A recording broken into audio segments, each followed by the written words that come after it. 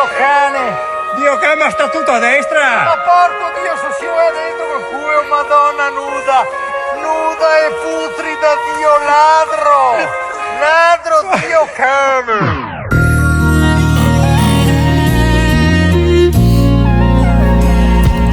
Oh mio Dio, dale.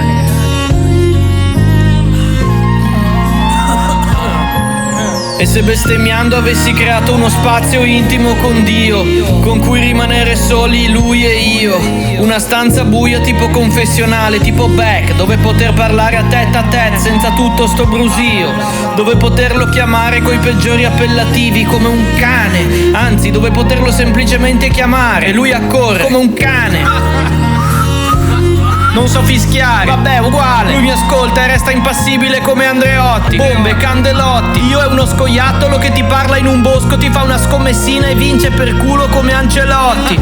E tutte quelle notti in cui bestemmiavo al vento creando mostri come Rob Bottin. Ce ne sono tante. Il cane, il porco, il boia, il canguro e il bifolco. Il pultrido, l'infame, il canederlo e lo storpio. Siamo lui e io in una stanza buia che cerchiamo di comunicare, come una coppia in fase di divorzio che si rivolge a un legale ma va tutto a puttane. Ogni volta che bestemmio creo un buco spazio-temporale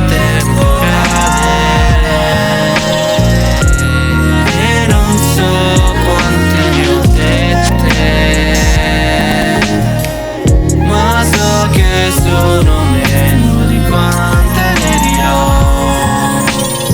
Chissà quante ne ho dette, quante ne ho dette, quante ne ho dette. Chissà quante ne ho fatte, quante ne ho fatte, quante ne ho fatte, quante ne ho fatte. Quando ho messo alle strette,